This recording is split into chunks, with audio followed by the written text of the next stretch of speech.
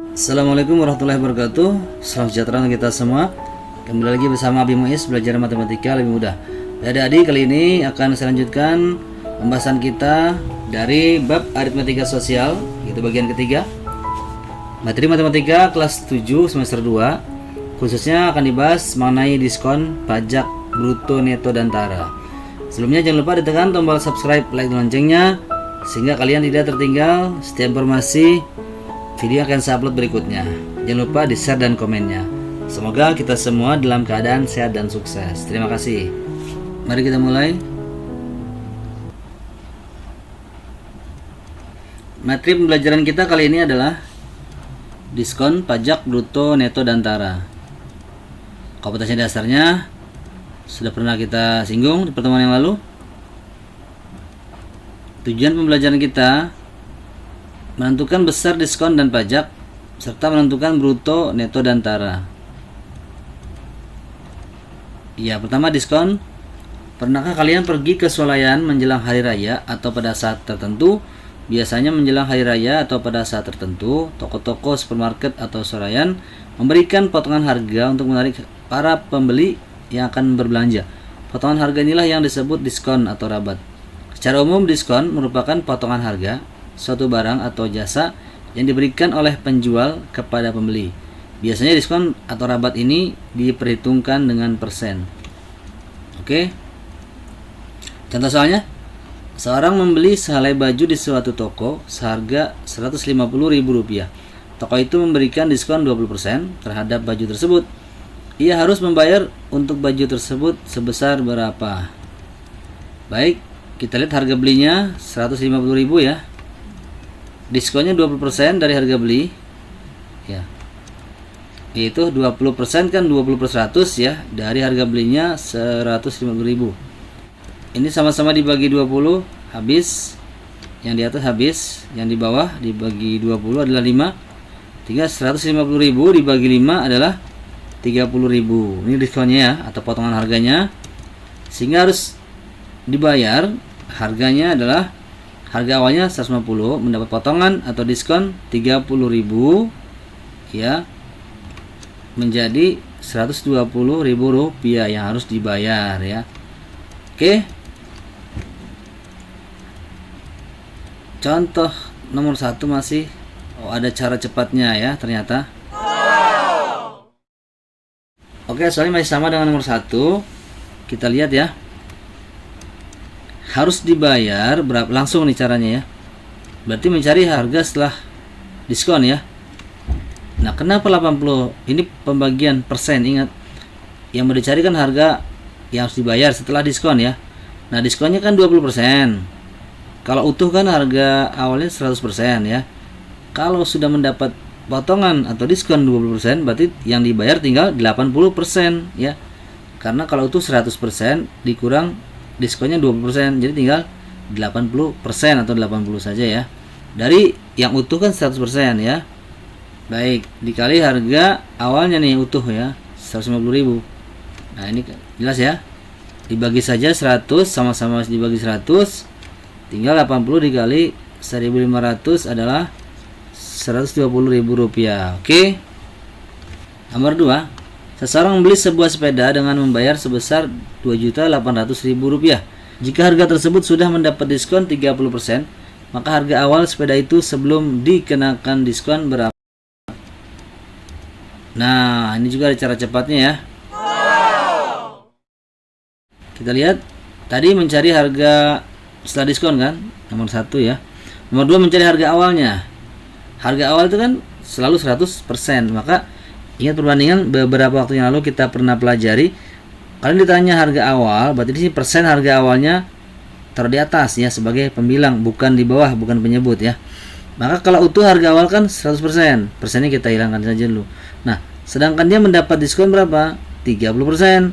Berarti harga ini kan yang dibayar nih setelah dipotong 30%. Artinya yang dibayar itu 100% dikurang 30%.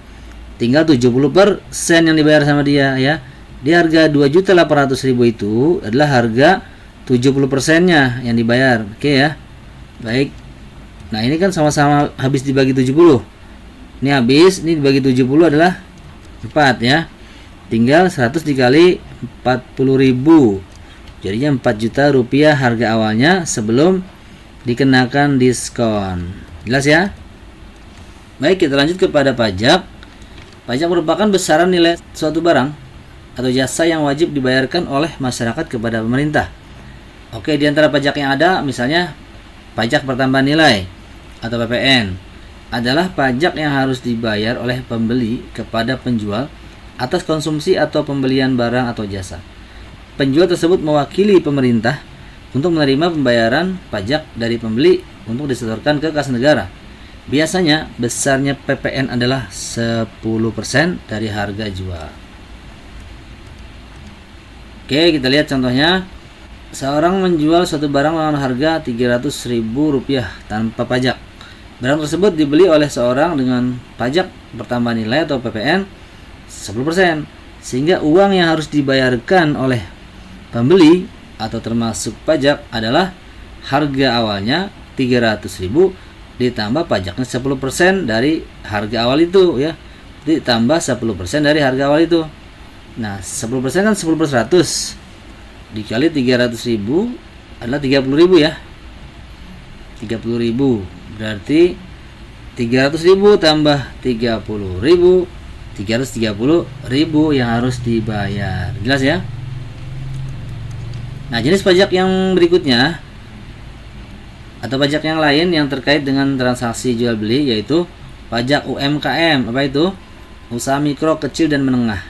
Besarnya pajak UMKM yaitu 1% dari nilai omset. Omset merupakan jumlah uang hasil penjualan barang dagangan tertentu selama satu masa jual.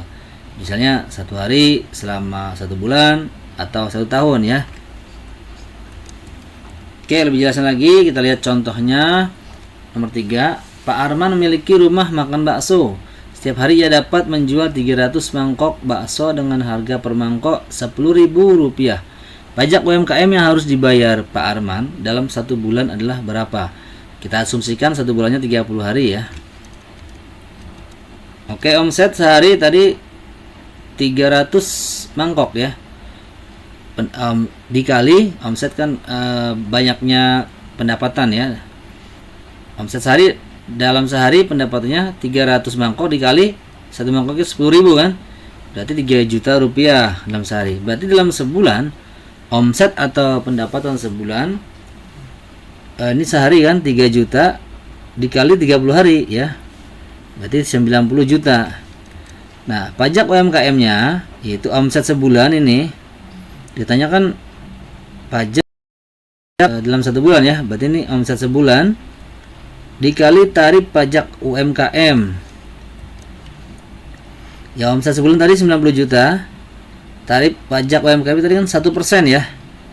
1% itu kan di atas tadi sama dengan 1 per 100. Ini sama-sama habis dibagi 100, tinggal 900.000 yang harus dibayarkan kepada pemerintah. Jelas ya?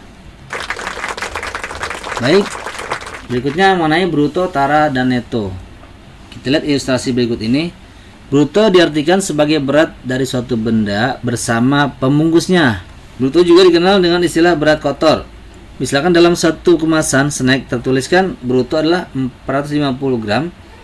Ini berarti bahwa berat snack dengan pembungkusnya semuanya itu adalah 450 gram. Oke. Berikutnya tara. Tara diartikan sebagai selisih antara bruto dan neto. Misalkan diketahui pada bungkus snack tertulis bruto 450 gram. Sedangkan netonya adalah 400 gram. Ini berarti bahwa taranya adalah 50 gram ya. Neto ini berat isinya saja ya. Berarti tempatnya itu berat seluruhnya tadi 450 dikurang berat isinya saja ya. Itulah berat tempatnya atau kemasannya ya. 50 gram. Atau secara sederhana berat pembungkus dari snack tersebut tanpa isinya. Jadi itulah tara berat pembungkusnya saja. Baik, yang ketiga neto diartikan sebagai berat dari suatu benda tanpa pembungkus. Benda tersebut berat suatu benda tanpa pembungkus, jadi isinya saja ya. Neto juga dikenal dengan istilah berat bersih. Misal, dalam pembungkus suatu snack tertulis neto 400 gram. Ini bermakna bahwa berat snack tersebut tanpa pembungkusnya adalah 400 gram. Baik, dapat disimpulkan bruto nih berat tempat dan isinya adalah, berarti berat tempatnya tara ditambah berat isinya saja neto, ya kan begitu. Atau disingkat BTN. Ini trik saja biar mudah. B itu bruto, T itu tara, N itu neto ya. B sama dengan T tambah N, jadi BTN. Seperti Bank Tabungan Negara gitu ya. Oke, nanti dari sini, dari satu aturan ini kita bisa mencari yang lain, mencari tara. Lawan penjumlahan apa? Pengurangan ya. Berarti taranya adalah bruto dikurang neto, gitu saja. Seperti ini, mencari neto adalah bruto dikurang tara. Lawan penjumlahan itu pengurangan ya. Oke, jelas? Nanti bisa jadi ada persentase neto itu terhadap bruto ya, selalu ya. Jadi banyak besarnya neto dibagi besarnya bruto kali 100%. Begitu nanti persentase tara selalu terhadap bruto juga. Persentase tara lah, besarnya tara dibagi besarnya bruto dikali 100%. Oke. Contoh soal nomor 4. Suatu benda memiliki bruto 6 kg dan neto 5,5 kg. Tara benda tersebut berapa?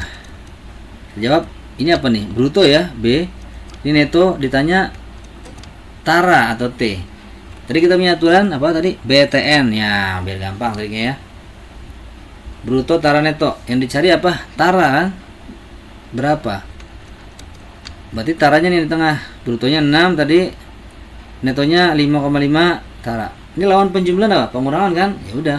Berarti bruto dikurang neto tadi ya, mencari tara kan? Ya gampang, ini pindah sana jadi min. Berarti 6 di min 5,5 ya. Oke, kalau nggak punya koma kasih koma 0 ya, biar sama punya koma. Berarti hasilnya adalah 0,5 kg. Itulah berat taranya atau tempatnya saja. Baik, kita lanjutkan contoh nomor 5. Suatu ketika Haidar ingin membeli sampo ke suatu minimarket. Ketika masuk di minimarket, ia melihat ada 3 jenis kemasan sampo untuk merek yang akan dia beli. Ringkasan kemasan dan harga masing-masing sampo tersebut disajikan sebagai berikut. Ya, ini kemasan A, isi bersihnya atau netonya 80 ml, harganya Rp6.000. Untuk yang kemasan B seperti itu ya, dan seterusnya. Andaikan uang Haidar hanya cukup untuk membeli salah satu dari ketiga sampo tersebut, berikan saran kepada Haidar sebaiknya membeli sampo yang mana? Jelaskanlah. Baik, kita jawab. Ini tadi ya soalnya dalam tabel. Nah, kita bisa hitung begini. Kita bandingkan antara harga dengan isinya. Oke, berarti dalam 1 ml itu harganya berapa gitu ya. Berarti dibagi saja. 6.000 dibagi 80. Berarti 75 ya. Nah, rupiah dibagi mililiter. 75 rupiah per mililiter. Yang ini dibagi harganya 11.000 dibagi isinya 160 mililiter. Berarti 68,75 rupiah per mililiternya. Nah, ini juga begitu. 66,67 ya. Nah, dari sini kita lihat, perhatikan perbandingan rupiah per mililiter ini dari ketiga kemasan. Ternyata harga termurahnya adalah kemasan C. Lihat. Cuma 66, ini paling rendah ya. 66,67, ini 68, ini 75. Ini paling murah. Ya, 1 milinya sekian harganya. Nah, meskipun secara nominal harganya paling mahal, ini ya, paling mahal yang C, ternyata harga per mililiternya paling murah di antara ini ya. Dengan begitu sebaiknya Haidar memilih membeli sampo kemasan C. Jelas ya? Nomor 6. Pak Amri membeli sekarung beras harga Rp1.080.000. Ternyata bruto sekarung beras tersebut 101 kg dengan tara 1 kg. Setelah itu ia mengemasnya dalam kemasan berukuran neto 10 kg untuk dijual kembali. Dari penjualan seluruh beras tersebut ternyata ia untung 20%. Harga penjualan beras tiap kemasan tersebut adalah berapa? Baik, kita lihat harga belinya dulu ya. HB kita singkat. Waktu itu harga belinya Rp1.080.000 ketika dia membeli. Harga jualnya kan ditanya nih. Ya. Harga jual itu nih kita lihat cara cepatnya dengan perbandingan ya. Kalau ditanya harga jual, persen harga jual didahulukan gitu kan. Atau taruh di atas ya, sebagai pembilang bukan penyebut. Baik. Kita ingat bahwa persen harga jual ini kalau untung kan ditambah ya. Ya, persen harga beli 100%, karena untung ditambah dengan persennya, persen untung. Berarti harga beli 100% ditambah persen untungnya 20%, jadi 120% ya. Persennya tidak usah ditulis, dicoret nanti habis ya. Kali harga belinya. Ini harga beli nih. Ini persen harga beli. Baik. Sama-sama dibagi 100, tinggal ini kali ini 1.296.000 rupiah harga jualnya. Selesai? Belum selesai. Ditanya apa? Harga penjualan? Iya betul, tapi tiap kemasan ya. Ini kan baru seluruhnya. Kita cari tiap kemasan dulu ya. Baik. Nah, kita lihat bahwa yang dijual kan neto, isinya ya, isi bersih. Nah, ternyata brutonya 101, taranya 1 kg, netonya berapa?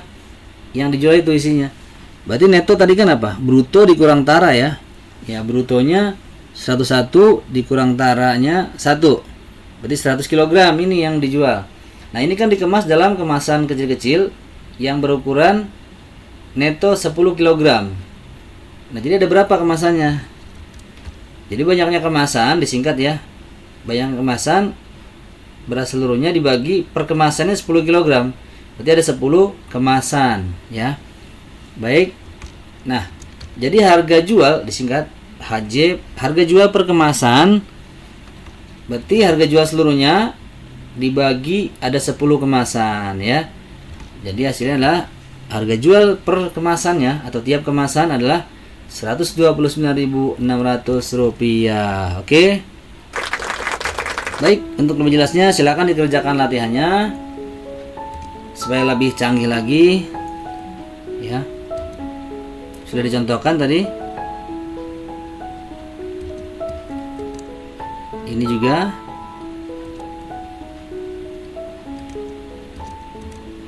Nah, baik. Untuk latihan ini guru kamu bisa saja menggunakan soal yang berbeda. Oke, selamat belajar, selamat berlatih. Jangan lupa ditekan tombol subscribe, like dan loncengnya. Juga jangan lupa di share dan komennya. Semoga kita semua sehat dan sukses. Sampai ketemu lagi. Assalamualaikum warahmatullahi wabarakatuh.